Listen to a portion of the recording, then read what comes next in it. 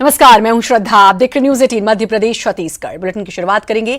दिल्ली में 14 दिसंबर कांग्रेस की भारत बचाओ रैली है। सीएम बघेल ने कहा कि रैली के दौरान देश की जनता को पार्टी केंद्र की नाकामियों को बताएगी। केंद्र की नरेंद्र मोदी की सरकार ने किस तरह देश की अर्थव्यवस्था को बर्बाद किया, बेरोजगारी को बढ़ाया, देश में आर्थिक मंदी, किसानों के साथ धोखे के बारे में पार्टी देश की जनता को बताएगी। सीएम बघेल खुद कल रैली में शामिल होंगे।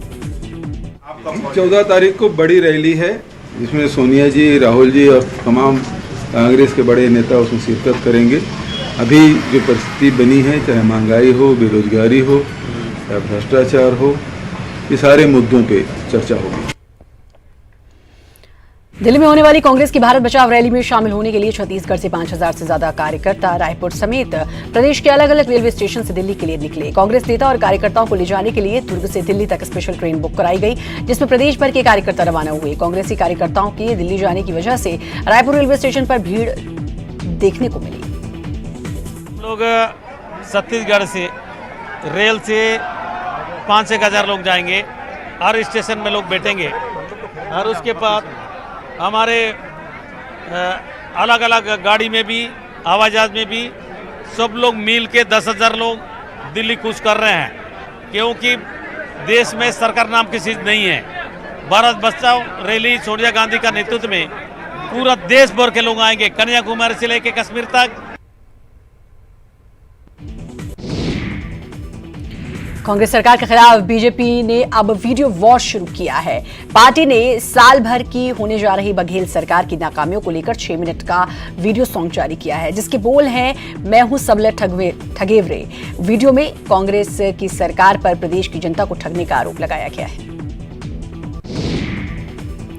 प्रदेश में लगातार बढ़ रहे अपराध पर नेता प्रतिपक्ष ने राज्य सरकार पर हमला बोला है। नेता प्रतिपक्ष धर्मलाल कौशिक ने कांग्रेस सरकार पर छत्तीसगढ़ को अपराधगढ़ बनाने का आरोप लगाया है। रायपुर में हुए दोहरे हत्याकांड पर कौशिक ने कहा कि पुलिस को पहले ही शिकायत की गई थी, लेकिन इसे गंभीरता से नहीं लिया, जिसकी परिणति हत्याकांड के रूप में हुई। कौशिक ने जिलेवार हुए अपराधों की जानकारी देते हुए कहा कि प्रशासन का राजनीतिकरण किया गया, अपराधियों पर पुलिस का कोई भय नहीं। जनवरी 2019 से लेकर के अभी तक जो अपराध जो घटित हुई है उसको जब देखेंगे तो लगातार अपराध में जो वृद्धि हो रही है, चाहे वो बलात्कार की घटना हो सामूहिक, चाहे वो हत्या का मामला हो, चाहे अपहरण का मामला हो या लूट और डकैती का हो। अब आजकल तो कलेक्टर के घर भी महफूज नहीं है। आखिर ये स्थितियाँ क्यों बन रही है? इसका कारण जो सीधा सीधा ये है कि जो भय होना चाहिए अपराधियों के मन में, वो भय खत्म होते जा रहा है। निकाय चुनाव में तीसरी ताकत जोगी कांग्रेस और बसपा की हालत पतली है। दोनों ही पार्टियां 2840 सीटों में से 25% पर भी अपने प्रत्याशी नहीं उतार पाई। 2000 सीटों पर उम्मीदवार उतारने का दावा करने वाली जोगी कांग्रेस सिर्फ 414 सीट पर ही प्रत्याशी खड़े कर पाई है। बसपा के भी दावों की हवा निकलती नजर आई है। पूरे प्रदेश में बसपा को केवल 2014 ही प्रत्याशी मिले हैं। करीब 2000 वार्डों में हमारे प्रत्याशी अपने सिंबल पर लड़ रहे हैं और शेष जो वार्ड हैं 2840 वार्डों में से जो शेष वार्ड बचे हैं वहाँ पर क्यों लिया है कि जो शेष वार्ड है वहाँ पर हम जो इंडिपेंडेंट कैंडिडेट है उसको सपोर्ट करेंगे। बहुजन समाज पार्टी जो है इस नगरीय निकाय के चुनाव में जो पार्षद के चुनाव हो रहे हैं उसमें जो है प्राय सभी नगर निगम के, नगर पालिका के और नगर पंचायतों में अपने प्रतिनिधि चुनाव लड़ रहे हैं और चुनाव मैदान में और चुनाव निश्चित रूप से जीत के भी आएंगे। जोगी पार्टी के तो बड़े बड़े नेता पार्टी छोड़कर जा चुके हैं। जोगी जी ऐसा लगता है कि अब अंतिम लड़ाई लड़ रहे हैं अपने अस्तित्व की, और इसके बाद मुझे ऐसा लगता है जोगी पार्टी समाप्ति की ओर अग्रसर हो जाएगी। देखिए, पूरे प्रदेश में बहुत अच्छी स्थिति रहेगी। हमारे निकायों में हम जाएंगे, अपने शहर, अपने सरकार की उपलब्धियों को लेकर जाएंगे। स्वाभाविक तौर पे हमारा अच्छा परिणाम आएगा। बीजेपी ने ट्वीट कर कांग्रेस सरकार पर निशाना साधा है। बीजेपी ने लिखा कि आप कांग्रेस राज में अपराधगढ़ बनते प्रदेश में हैं। आपकी सुरक्षा की जिम्मेदारी आपकी स्वयं की है, क्योंकि जिम्मेदार ही अपराधियों को बचाने में लगे हैं। 1 साल में ही छत्तीसगढ़ के लोग बोलने लगे हैं, वक्त है पछताव का, कांग्रेस का हाथ दरिंदों के साथ। पिछले साल 11 दिसंबर को छत्तीसगढ़ में कांग्रेस को बड़ी जीत मिली थी। 15 साल बाद कांग्रेस सत्ता में वापस लौटी। जीत के 1 साल पूरे होने पर सीएम भूपेश बघेल ने ट्वीट कर बधाई देते हुए जिम्मेदारी से काम करने की बात कही। कांग्रेस भी 1 साल को ऐतिहासिक बता रही है। वहीं बीजेपी ने कांग्रेस पर हमला बोला, कहा कि इस 1 साल में जनता ठगी गई है और राज्य कर्ज में डूब गया है। बीजेपी ने 15 सालों में जो काम किया, कांग्रेस सरकार ने उसका विमोचन किया। 1 वर्ष में कांग्रेस की सरकार ने, मुख्यमंत्री भूपेश बघेल ने जो कहा सो किया। जन घोषणा पत्र में विधानसभा चुनाव के समय कांग्रेस ने 5 साल के लिए वादे किए थे, लेकिन मुख्यमंत्री भूपेश बघेल ने काम करने की प्रतिबद्धता और वादा निभाने की प्रतिबद्धता, जो 5 साल के वादे थे उनको 1 साल में पूरा किया। ठीक कह रहे हैं कि 15 साल में जो नहीं हुआ वो इस 11 महीनों में इस प्रदेश में हो गया। एक इतिहास रच गया कि इस प्रदेश का किसान ठग गया, इस प्रदेश का नौजवान ठग गया, इस प्रदेश के बिजली बिल के नाम पर पूरी जनता ठग गई, इस प्रॉपर्टी टैक्स के नाम पर पूरे प्रदेश ठग गया और शराब के नाम पर पूरा प्रदेश गांव-गांव से लेकर गली कूचे तक ठग गया। और बड़ी खबर, कोरबा से 7 ट्रक अवैध धान पकड़ा गया है। 4245 बोरी पुलिस ने जब्त की धान की। बिहार के औरंगाबाद से लाया जा रहा था धान, छत्तीसगढ़ में खपाने के लिए धान लाया जा रहा था। जांच में जुटी पुलिस और खाद्य विभाग। मुख्यमंत्री भूपेश बघेल कई बार कह चुके हैं कि जो भी दूसरे राज्यों से धान खपाने लाया जाएगा उनके खिलाफ कड़ी कार्रवाई। इसके लिए बाकायदा नाकेबंदी और चेकिंग, सघन चेकिंग भी की जा रही है, लेकिन उसके बावजूद ये थमने का नाम नहीं ले रहा। अब बिहार के औरंगाबाद से 4245 बोरियां धान की जब्त की गई हैं। आपको बता दें कि इन बोरियों को, इस धान को छत्तीसगढ़ में खपाने के लिए लाया जा रहा था। अब्दुल हमारे संवाददाता हमारे साथ जुड़ चुके हैं। अब्दुल, एक बार फिर से दूसरे राज्य का धान पकड़ा गया। जी श्रद्धा, आपको बता दूं कि जिला प्रशासन और पुलिस की लगातार कार्रवाई जारी है और यही कारण है कि ये जो बाहर राज्यों से जो धान को लाकर यहाँ खपाने का प्रयास किया जा रहा था, उस पर जिला प्रशासन और पुलिस की नजर जो है, पैनी नजर, वो लगातार बनी हुई है। यही कारण है कि आज अलग अलग थाना क्षेत्रों से ये धान जो है, 7 ट्रक धान जो है वो पकड़ाया है अवैध रूप से और उस पर खाद्य विभाग को पुलिस ने धान को सौंप दिया है आगे की जांच के लिए। श्रद्धा, बिल्कुल, मुख्यमंत्री बार बार कह भी चुके हैं अब्दुल यही बात कि किसी और राज्य का धान छत्तीसगढ़ में नहीं खपाया जाएगा, लेकिन उसके बावजूद भी कहीं ना कहीं किसी ना किसी की तो मिली भगत है, जिसके जरिए अब ये 4245 बोरी धान की बिहार के औरंगाबाद से लाई जा रही थी। जी बिल्कुल ठीक कहा श्रद्धा, ये कहीं ना कहीं इसमें लोगों की जो संलिप्तता जरूर इसमें दिखाई दे रही है, जिसके कारण ही ये जिस तरीके से ये धान छत्तीसगढ़ में प्रवेश कर रहा है और जो यहाँ प्रशासन है वो लगातार मुस्तैदी से इन पर कार्रवाई कर रहा है। जी शुक्रिया आपका तमाम जानकारी देने के लिए।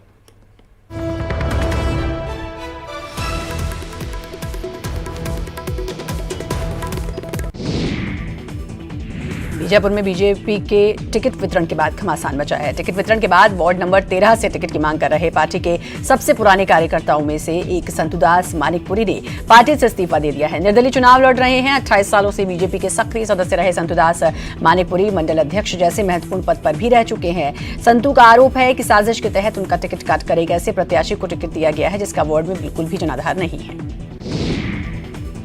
नागरिकता संशोधन बिल को लेकर असम में हुए विरोध प्रदर्शन में छत्तीसगढ़ के मंत्री अमरजीत भगत पूरे 1 दिन फंसे रहे। स्पेशल प्रोटेक्शन फोर्स की निगरानी में उन्हें पहुंचाया गया एयरपोर्ट। मंत्री अमरजीत भगत असम के मुख्यमंत्री की राष्ट्रीय आदिवासी महोत्सव का निमंत्रण देने के लिए गए थे। बीजेपी ने 4 नेताओं का निलंबन खत्म किया है। प्रदेश अध्यक्ष विक्रम उसेंडी ने पत्र जारी कर निलंबन खत्म किया है। ब्रजेश भदौरिया, देवेश भदौरिया, शक्ति सिंह चौहान समेत प्रभा उपाध्याय का निलंबन खत्म। 2018 विधानसभा चुनाव में पार्टी विरोधी गतिविधियों में शामिल रहने के चलते इनको निलंबित किया गया था। तनाव की वजह से आपस में भिड़ रहे पुलिसकर्मियों ने सरकार की नींद उड़ा दी। आपस में लड़कर जवानों की हत्या के मामले को डीजीपी ने गंभीरता से लिया। डीजीपी ने मानसिक रूप से परेशान जवानों पर विशेष ध्यान देने की बात कही। इसके लिए हर जिले में काउंसिल नियुक्ति का निर्देश दिए गए हैं। साथ ही सभी कमांडेंट को अपने जवानों की बात गंभीरता के साथ सुनने के निर्देश डीजीपी ने दिए हैं। इसी वीसी में कमांडेंट्स को भी संबोधित किया है और उनसे कहा है कि वे सारे जवानों के साथ अपना मुलाकात करें। आईजीज़ को मैंने निर्देशित किया है कि सारे आईजी जितनी भी एसएफ की कंपनी है उनके रेंज में उनका निरीक्षण खुद कर लें और रेंज आईजी जो कि नॉर्मली वो सोचते हैं कि सीएफ है, उनको बोला है कि वहाँ जाएं, जवानों से मिलें और हर ज़िले में एक काउंसलर की नियुक्ति की जाए। ये मैंने कहा है कि काउंसलर हमारे पास साइकियाट्रिस्ट हैं, तो उनकी मदद ले लें, उन्हें थोड़ी देर के लिए पुलिस लाइन में या पुलिस ऑफिस में कहीं भी करें, उससे उनकी समस्याओं का निदान ऐसे व्यक्तियों का जो कुछ तो मानसिक परेशान है किया जा सकता है। भूमि अधिग्रहण के मुआवजे के मामले पर राज्य सरकार को हाईकोर्ट से बड़ी राहत मिली है। हाईकोर्ट ने अपने पहले के आदेश को बदल दिया है। पहले हाईकोर्ट ने नई दर से मुआवजा देने के आदेश दिया था, जिसके बाद राज्य सरकार ने हाईकोर्ट में याचिका दायर कर फैसले को चुनौती दी थी। छत्तीसगढ़ में उपजे कांस्टेबल भर्ती विवाद पर हाईकोर्ट में दायर सभी याचिका रद्द हो गई हैं। हाईकोर्ट द्वारा सभी याचिका को रद्द करने से राज्य सरकार को बड़ी राहत मिली है। कांग्रेस सरकार ने बीजेपी सरकार के समय 2259 कांस्टेबल की भर्ती प्रक्रिया रद्द कर नई प्रक्रिया अपनाई थी, जिसके खिलाफ हाईकोर्ट में कई याचिका दायर की गई। पिछले दिनों लगातार बहस के बाद कोर्ट ने फैसला सुरक्षित रख लिया। सरकार ने उस भर्ती प्रक्रिया को रद्द करने के अपने तर्क दिए, जबकि याचिकाकर्ताओं की तरफ से भर्ती को यथावत रखने की मांग की गई थी। बिलासपुर के मीसा बंदी की मृत्यु के बाद आज एक आश्रित परिवार में से पहली याचिका दायर हुई। याचिका में महिला ने बताया कि वे सीताराम कौशिक की पत्नी हैं, जिनकी मृत्यु के बाद उन्हें पेंशन की राशि का आधार सम्मान निधि आश्रित होने के नाते मिलता था, लेकिन राज्य सरकार ने फरवरी 2019 में संशोधन के नाम पर उसे बंद कर दिया। उन्होंने कोर्ट से मांग की है कि उनका पेंशन फिर से शुरू किया जाए। मामले पर सुनवाई अगले सप्ताह हो सकती है। इससे पहले 2 मीसा बंदियों की याचिका पर कोर्ट ने राज्य शासन को उनकी पेंशन देने के आदेश दिए हैं। रायपुर में 2 युवतियों की हत्या के मामले का पुलिस ने खुलासा कर दिया। पुलिस ने हत्या के आरोप में एक नाबालिग समेत 2 लोगों को गिरफ्तार किया। मुख्य आरोपी को पुलिस ने सतना से गिरफ्तार किया। मृतक युवती का पति टिकटॉक बनाने से परेशान था और काफी मना करने के बाद भी उसने टिकटॉक बनाना नहीं छोड़ा, जिसके बाद उसके पति ने योजना बनाकर युवती और उसकी बहन की हत्या 10 दिसंबर को कर दी। आईजी ने मामले का खुलासा करने वाले पुलिसकर्मियों को 30,000 रुपए देने की घोषणा की है। एसपी ने भी 10,000 रुपए इनाम देने की घोषणा की। ये क्लियर हुआ कि इसमें 3 आरोपी हैं और उसमें जो मुख्य आरोपी है सैफ, जो कि मृतिका मंजू सिदार इससे विवाहित था, इसने ये योजना बनाई थी और उसके सहयोगी एक गुलाम मुस्तफ़ा उर्फ काली और एक अपचारी बालक, इन तीनों ने घटना को अंजाम दिया था। और ये तीनों आरोपी जो है पुलिस ने काफ़ी मेहनत करके 2 दिन से सतना से पकड़े हैं और आगे अभी विवेचना चल रही है। और इसमें डीजीपी आईजी साहब ने इसमें 30,000 का इनाम की घोषणा की है और मेरे द्वारा भी टीम को 10,000 का इनाम दिया गया। नक्सलियों के सेंट्रल कमेटी का सदस्य रमन्ना की मौत की पुष्टि हुई। नक्सलियों ने स्वीकारा कि रमन्ना की मौत हुई। 1 करोड़ 40 लाख के इनामी नक्सली नेता और दंडकारण्य स्पेशल जोनल कमेटी का सचिव रमन्ना उर्फ रावला श्रीनिवास गंभीर बीमारी से उसकी मौत हुई। दंडकारण्य स्पेशल जोनल कमेटी के प्रवक्ता विकल्प ने इसकी जानकारी दी। 7 दिसंबर को रात 10 बजे तेलंगाना और छत्तीसगढ़ की सीमा पर नक्सली नेता रमन्ना की मौत हुई। नक्सल मोर्चे पर सुकमा पुलिस को बड़ी कामयाबी मिली है। कई बड़े कांड में शामिल 3 नक्सलियों ने पुलिस के सामने आत्मसमर्पण किया। सुकमा एसपी कार्यालय में एएसपी और सीआरपीएफ अधिकारियों की मौजूदगी में 3 नक्सलियों ने आत्मसमर्पण किया। 3 नक्सलियों में 2 नक्सलियों मंगलराम और बघेल और सोढ़ी गंगा पर 1-1 लाख रुपए का इनाम सरकार ने घोषित करा है। तीनों नक्सलियों की सरपंचों ने की हत्या और पुलिस पर हमला करने जैसे मामले में पुलिस को लंबे समय से तलाश थी। प्रेशर क्रिएट किया जा रहा है, साथ ही साथ आदिवासी खुद समझ रहे हैं किस तरह नक्सली विचारधारा खोखली नहीं, साथ ही साथ वो उनके हितों के विरुद्ध काम करती है, अतः इसलिए मुख्यधारा में जुड़ रहे हैं। इन सबका स्वागत है और ये जुड़ के काम करें। बाकी लोगों को भी बताएं कि किस तरह विकास विरोधी नक्सली नीति के कारण प्रॉब्लम क्रिएट हो रही है और मुख्यधारा में जुड़ के ये देश और प्रदेश के विकास में भागीदार बन सकते हैं। 3 दिन के ऑपरेशन से वापस लौट रहे सुरक्षा बलों के जवानों पर सुकमा के तिम्मापुरम और मोरपल्ली में नक्सलियों ने 2 आईडी ब्लास्ट कर निशाना बनाया है। ब्लास्ट की चपेट में आने से एक जवान घायल हो गया। नक्सलियों के हमले का जवाब जवानों ने दिया। मुठभेड़ में 2 नक्सली मारे गए। वहीं घटनास्थल से सुरक्षा बलों को 1 पिस्टल और 1 भरमार बंदूक मिली। घायल जवान को इलाज के लिए चिंतलनार लाया गया। डीआरजी और एसटीएफ का संयुक्त बल मोरपल्ली और तिम्मापुरम की तरफ उनके ऊपर एक आईडी ट्रिगर हुई है। उसके अंदर एक एसटीएफ का जवान घायल हुआ है, उसको इवैक्यूएट। रायपुर में 35 किसानों के साथ लक्ष्य नेचुरल कंपनी पर 4 करोड़ रुपए की ठगी का आरोप लगा है। चौबे कॉलोनी निवासी दिलीप कौशिक और अन्य 35 किसानों को कंपनी में शेयर देने के नाम पर 4 करोड़ की ठगी की गई। कंपनी के डायरेक्टर मनीष साहू और ऋचा साहू पर 4 करोड़ ठगने का आरोप है। कंपनी किसानों से जुड़े प्रोडक्ट बनाती है। ठगी के बाद कंपनी के डायरेक्टर फरार हो गया है। कंपनी के संचालक के खिलाफ पुलिस में शिकायत दर्ज कराई गई है। कोरबा के कुसमुंडा अवैध तरीके से क्लिनिक पर स्वास्थ्य विभाग ने छापा मारा। छापेमारी की जानकारी मिलते ही झोलाछाप डॉक्टर ने भर्ती मरीजों को क्लिनिक में बंद कर फरार हो गया। स्थानीय लोगों के मुताबिक मुनीलाल यादव नाम का झोलाछाप डॉक्टर मरीजों का इलाज किया करता था, जबकि उसके पास किसी तरह की डिग्री नहीं थी। पुलिस ने मरीजों से डॉक्टर के संबंध में पूछताछ की। डॉक्टर के परिवार से भी जांच में सहयोग करने के लिए कहा गया। स्वास्थ्य विभाग ने अस्पताल से दवाइयां, पर्चियां, दस्तावेज और दूसरे सामान को जब्त किया। महासमुंद के वार्ड नंबर 28 में 2 मौजूदा पार्षदों के बीच जमकर मारपीट हुई। कांग्रेस और भाजपा उम्मीदवार आपस में भिड़ गए। मारपीट का वीडियो जिले में वायरल हो रहा है। दोनों पार्षदों की पत्नियां इस वार्ड से चुनाव मैदान में ताल ठोक रही हैं। चुनाव के प्रचार के दौरान दोनों ही पार्षद एक दूसरे पर पोस्टर हटवाने का आरोप लगाते हुए आपस में भिड़ गए। वार्ड के लोगों ने दोनों का झगड़ा शांत कराया। शांति व्यवस्था ना बिगड़े, इसके लिए पुलिस ने दोनों के खिलाफ मामला दर्ज किया। कोरबा जिले के इतिहास में ऐसा पहली बार होगा जब कोई प्रत्याशी नगरीय निकाय का चुनाव जेल से लड़ेगा। जी हां, कोरबा में लगभग 2 महीने से जेल में बंद राजू बर्मन नगर निगम का चुनाव लड़ रहे हैं। कांग्रेस पार्टी ने वार्ड नंबर 37 पार्टीबार नंबर से पार्षद प्रत्याशी बनाया है। पहले इस वार्ड से कांग्रेस के मनोज अनंत को प्रत्याशी बनाया गया था, लेकिन एंड वक्त पर प्रत्याशी बदलते हुए राजू बर्मन को कांग्रेस ने टिकट दिया। मानिकपुर चौकी पुलिस की पेट्रोलिंग पार्टी पर हमला करने के आरोप में एनएसयूआई यूथ इंटक से 5 से अधिक पदाधिकारियों पर कार्रवाई के बाद जेल भेजा गया था। इसी मामले में शामिल राजू बर्मन और एक अन्य को जमानत नहीं मिल पाई। कांग्रेस उसकी जीत पक्की मान रही है और राजू बर्मन के समर्थक चुनावी प्रचार में जुट गए हैं। कांकेर जिले में नए पुलिस कप्तान भोजराम पटेल की कमान संभालते ही पुलिसिंग गतिविधियां तेज हो गई हैं। शहर में बढ़ते अपराधों की रोकथाम के लिए शहर में सीसीटीवी लगवाने की प्रक्रिया शुरू कर दी गई है। फिलहाल शहर में कई जगह सीसीटीवी लगवाई गई, जिसकी मॉनिटरिंग थाने में बैठकर की जा रही है। इसी पुलिसिंग के तहत अब थाने के अलावा पुलिस के बड़े अधिकारी भी रात्रि गश्त करते हुए दिखाई दे रहे हैं। बीती रात पुलिस अधीक्षक भोजराम पटेल भी अचानक शहर का जायजा लेने पहुंचे। इस दौरान आम लोगों के अलावा व्यापारियों से भी चर्चा की, शहर के बारे में पूछा। इसके अलावा यातायात व्यवस्था में पुलिस को सहयोग करने की भी बात कही। गरियाबंद में पंजाब के हार्वेस्टर चालकों का आतंक देखने को मिला।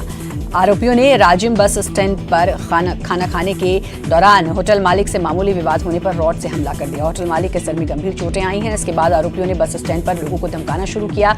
आरोपियों का आतंक यहीं खत्म नहीं हुआ, बल्कि मौके पर पहुंची पुलिस के साथ भी हाथापाई शुरू हुई। राजिम पुलिस ने चारों आरोपियों को गिरफ्तार कर जांच शुरू कर दी है। चारों आरोपी पंजाब के पटियाला के रहने वाले हैं। पिछले कुछ दिनों से राजिम में हार्वेस्टर चलाने का काम कर रहे थे। बिलासपुर में 9 साल की बच्ची के साथ दुष्कर्म की घटना के खिलाफ कांकेर में सेन समाज के लोगों ने मौन रैली निकालकर दुष्कर्मियों के आरोपियों को मौत की सजा देने की मांग की है। सेन समाज के लोगों ने कलेक्ट्रेट पहुंचकर राज्यपाल के नाम ज्ञापन सौंपा। कवर्धा में हाईवा और ट्रैक्टर में भिड़ंत हो गई। अनियंत्रित होकर हाईवा ट्रक एक कच्चे मकान में जा घुसा। किस्मत अच्छी थी कि वहां कोई गंभीर घटना नहीं हुई। सिर्फ एक महिला को चोट आई है, जिसे अस्पताल में भर्ती करा दिया गया। धमतरी में जुनवानी गांव के 12 बच्चे रतनजोत का बीज खाने से बीमार पड़ गए, जिन्हें इलाज के लिए जिला अस्पताल में भर्ती कराया गया। बताया गया कि 12 से 15 साल की उम्र के लगभग 10 से 12 बच्चे स्कूल से छुट्टी होने के बाद कोठान की तरफ खेलने के लिए गए हुए थे। वहां पर अन्य पेड़ पौधों के साथ रतनजोत के भी पौधे भी लगाए गए थे, जिसे खेल खेल में बच्चों ने खा लिया। थोड़ी देर बाद जब उल्टी और पेट दर्द शुरू हुआ तो बच्चों को जिला अस्पताल में भर्ती कराया गया। सभी बच्चे फिलहाल खतरे से बाहर बताए जा रहे हैं। प्रदेश में अलग अलग जगहों पर हो रही दुष्कर्म की घटनाओं को लेकर हर वर्ग नाराज है और दोषियों पर कार्रवाई की मांग कर रहा है। प्रदेश के बिलासपुर में एक 9 साल की बच्ची के साथ हुई दुष्कर्म की घटना में दोषी के लिए कड़ी कार्रवाई की मांग को लेकर जगदलपुर के सेन समाज ने चांदनी चौक से एक मौन रैली निकाली गई। रैली में शामिल लोगों ने जिला कलेक्टर को ज्ञापन राज्यपाल और प्रदेश के मुख्यमंत्री के नाम सौंपा, जिसमें लोगों ने दोषियों के खिलाफ सख्त कार्रवाई की मांग की। बालोद के 69 सेवा सहकारी समिति के 110 धान खरीदी केंद्रों में तेजी से धान की खरीदी हो रही है। जिले में धान खरीदी में रिकॉर्ड स्थापित करते हुए 11 दिनों में 8 लाख क्विंटल से भी अधिक धान खरीदा जा चुका है। बम्पर आवक से समितियों में धान का लिमिट स्टॉक से ज्यादा हो गया है। मुंगेली में भारी मात्रा में अमानक धान जब्त किया गया है। एसडीएम ने अखबार एसडीएम ने अखरार धान खरीदी केंद्र में छापेमारी करते हुए यहां से अमानक धान जब्त किया। जब्त धान की कीमत करीब 40 लाख रुपए बताई जा रही है। मुंगेली के लुरमी इलाके में अब तक 2400 क्विंटल अमानक धान जब्त किया गया। एक तरफ देश में जहां प्याज बिना काटे ही लोगों के आंखों के आंसू निकल रहे हैं, प्याज की बढ़ती कीमतों में फिलहाल अभी राहत मिलने की उम्मीद तो नहीं दिखाई दे रही। वहीं दूसरी तरफ जगदलपुर में महंगी प्याज उपहार के रूप में दी जा रही है। जगदलपुर शहर में एक शादी पार्टी के दौरान दूल्हे को दोस्तों ने वर वधू को तोहफे के रूप में प्याज का उपहार दिया और कुछ देर सब देखते रह गए कि आखिर तोहफे में दी जा रही चीज क्या है। लेकिन जब दूल्हा दुल्हन ने तोहफा खोला तो देखा कि अंदर 3 किलो प्याज है। वहीं इस उपहार के बाद दूल्हा दुल्हन ने सभी को शुक्रिया कहा। और इसी के साथ फिलहाल इस बुलेटिन में इतना ही। बाकी खबरों के लिए लगातार बने रहिए न्यूज़ 18 मध्य प्रदेश छत्तीसगढ़।